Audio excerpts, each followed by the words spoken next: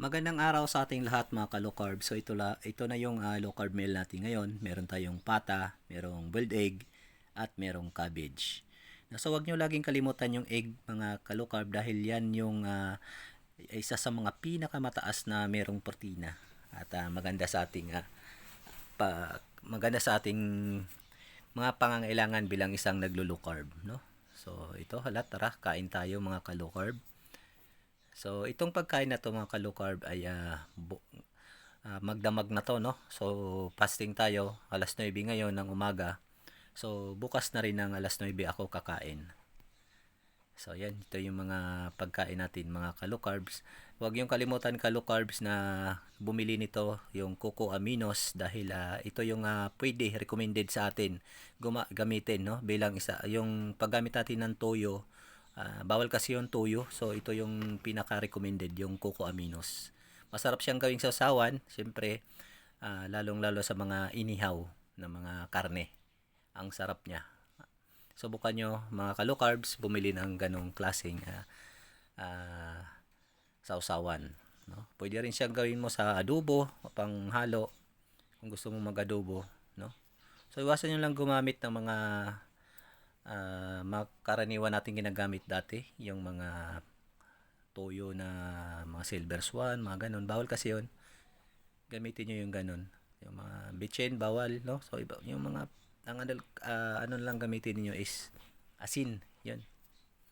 Asin lang ang pwedeng natin gamitin pampalasa. So, yun. Sarap na sarap ako dito sa mga kinakain ko, no? Yung mga tataba na yan, no? So, dati bawal tayong kumain ng matataba dahil iniwasan natin yun dahil meron tayong mataas yung dugo natin, no? Mataas yung dugo natin kaya iniwasan natin kumain ng ganyan. So, ngayon, dahil nag-low carb tayo, yan yung kailangan nating kainin. So, simula nung nag-low carb ako, mga ka-low carb, no? So, mataas yung dugo ko noon, 140/90.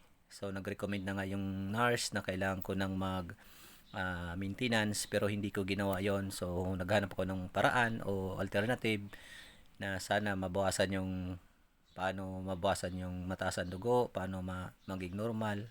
So, ito yung nakita ko habang nagsisearch ako, ito yung nakikita ko kila Doc Bryce, kay Dr. Precy, no?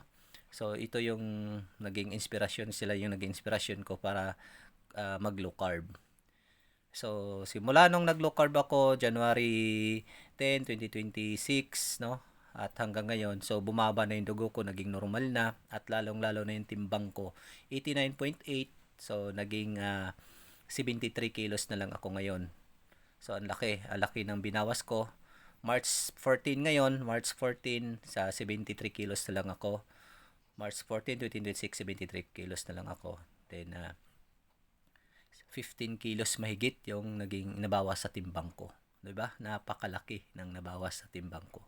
Kaya nagpapasalamat ako sa mga nagiging inspirasyon ko dahil dahil sa kanila, so nakilala ko to, nasubukan ko, so maganda palang benefits sa ating katawan.